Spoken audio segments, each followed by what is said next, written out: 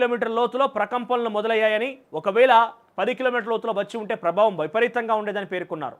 సుమారు 20 ఏళ్ల తర్వాత తెలంగాణలో భూకంపం వచ్చిందని అధికారులు పేర్కొన్నారు. రానున్న రోజుల్లో మరోసారి వచ్చే అవకాశం ఉందని ఎన్జీఆర్ఐ శాస్త్రవేత్తలు వెల్లడిస్తున్నారు.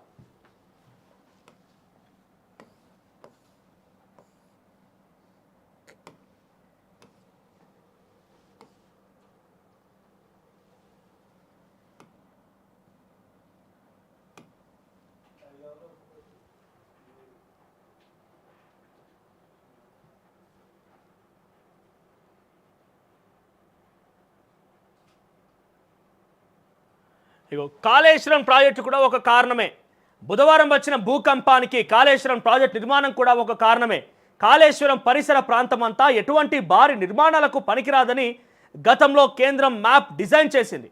డిజాస్టర్కు అనుకూలంగా ఉండే ఏరియాలో నిర్మాణాలను చేయకూడదు. వాటర్ స్టోర్ చేయడంతో ఆ ఒత్తిడి వల్ల కూడా ఇలాంటివి జరగొచ్చు. కాళేశ్వరం ఎఫెక్ట్ సింగరేణి మీద కూడా ఉంటుంది. 1993లో లాతూర్ భూకంపం హైదరాబాద్ను కురిపేసింది. ఇక ములుగు ప్రాంతంలో ఆ భూగర్భ ప్రాంతమంతా కూడా సులకరాలలో బొగ్గు గనులతో ఉంటుంది. గతంలో కొన్ని వేల సంవత్సరాల క్రితం ఇలాంటివి జరగడం వల్లనే అక్కడ బొగ్గు గనులు ఏర్పడ్డాయి. మేడారం, కాళేశ్వరం బ్యారేజీ ప్రాంతాల్లో రాతి శిలలు, బొగ్గు గనులు ఉంటాయి. దశాబ్దాల క్రితమే సిడబ్ల్యూసి మ్యాప్ పబ్లిష్ చేసింది. అభివృద్ధి పనులకు పనికిరాదని చెప్పింది. ఈ పాయింట్ను ఎందుకు విస్మరించారో తెలియదు. వీటిని ఇండ్యూస్డ్ భూకంపాలు అంటారు. ప్రెషర్ భారీ ఎత్తున నిల్వ చేయడం వల్ల దాని ప్రభావంతో భూకంపాలు వస్తూ ఉంటాయి. 2 రాష్ట్రాలను హెచ్చరిస్తున్న రిస్క్ అసెస్మెంట్ చేయండి. బిబి సుబ్బారావు, రిటైర్డ్ శాస్త్రవేత్త.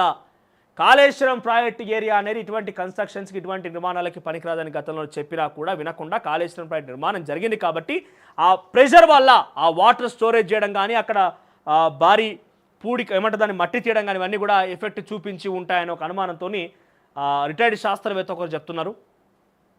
ఇక హైదరాబాద్కు ప్రమాదం లేదు.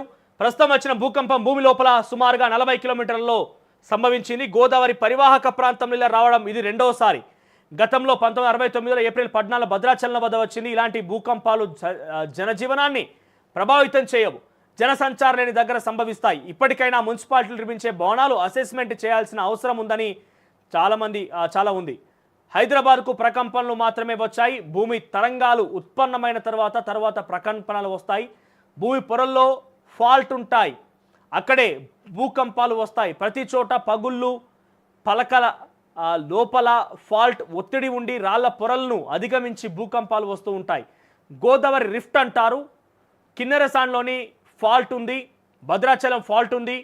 దీంతో అక్కడ భూకంపాలు వస్తున్నాయి. హైదరాబాద్ జోన్ 2లో ఉంది కాబట్టి దానికి అనుగుణంగా భవనాలు నిర్మించుకోవాలి. హైదరాబాద్కు ఎలాంటి ప్రమాదం లేదని చెప్పి రిటైర్డ్ శాస్త్రవేత్త మరొకరు చెప్తున్నారు. ఇక మళ్ళీ భూకంపాలు వస్తాయని మరొకరు చెప్తున్నారు. ఇప్పుడు భూకంపం వచ్చిన ములుగు, మేడారం ప్రాంతం జోన్ 3లో ఉంది. ఇక్కడ రిక్టార్ స్కేల్పై 6 వరకు ఉంటుందని అంచనా. గతంలో ఇదే తరహా జోన్ 6 వరకు రిక్టార్ స్కేల్పై రికార్డ్ అయింది. హైదరాబాద్లో భూకంపం రాలేదు. అక్కడి ప్రభావంతో హైదరాబాద్లో ప్రకంపనలు ఏర్పడ్డాయి. కొత్తగా భూకంపం రాలేదు.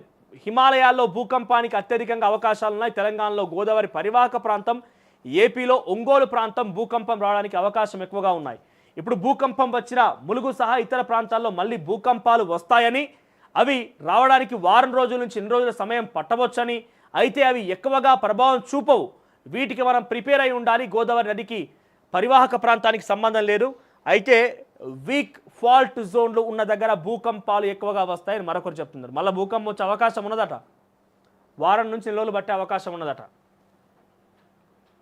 సో ఇది మొత్తం మీద భూకంపానికి సంబంధించిన అంశం. కాళేశ్వరం కూడా ఇందులో ఒక భాగమే అని ఒక శాస్త్రవేత్త చెప్తున్నాడు. మరి మన శాస్త్రవేత్త, మన ఇంజనీరు, మన భగీరథుడు ఏం చేసిండు? మానస పుత్రిక అని చెప్పి ఒక ప్రాజెక్టు పట్టుకొచ్చి లక్షల కోట్లు, ఇక్కడ కనబడుతున్నాడు కదా, లక్షల కోట్లు దగ్గర పెట్టుకొని ఓ కంపెనీ కాంట్రాక్ట్ ఇచ్చి కమిషన్ దండుకొని దాన్ని ఇప్పుడు కుంగిపోయి కుషాయించిపోయినా కూడా మా తప్పేం లేదని చెప్పి ఇతరుల మీద నెప్పనెట్టే ప్రయత్నం ఒక ఆయన చేస్తే, ఆయన సుపుత్రుడు మాత్రం మళ్ళీ తెలంగాణ రాష్ట్ర వ్యాప్తంగా మళ్ళీ అల్లర్లు సృష్టించే విధంగా, మళ్ళీ ఇంకో రకంగా ఏదో ప్రయత్నం చేసే విధంగా తన వైపు తిప్పుకునేందుకు పోరాటపడి ఏదేదో కొత్త పోరాటాలు, కొత్త ఆరాటాలు పడుతున్నాడు. ఇది నీ కాళేశ్వరం నిర్వాహకం. ఇక ఇంతమంది శాస్త్రవేత్తలు చెప్పినా కూడా ఈ శాస్త్రవేత్త వినలే. ఈయనే పెద్ద శాస్త్రవేత్త. కరోనా గురించి ఏం మన నేనే అని ఎండ కొడితే మాడి మసి అయిపోతుందట. చిన్న గోలి దాని ఏమంటే జ్వరం వేసుకునే గోలి పారిశ్రమలు అయితే అది కనబడదట అని చెప్పినోడు 14 రోజులు కరోనా వచ్చి ఫామ్ హౌస్లో వండుకున్నాడు. అందుకే ఒక నలుగురు మాట విని సలహాలు తీసుకోవాలి, పెద్దల సలహాలు తీసుకోవాలి, ఎక్స్పర్ట్ సలహా తీసుకోవాలని ఎందుకంటే అంటారా?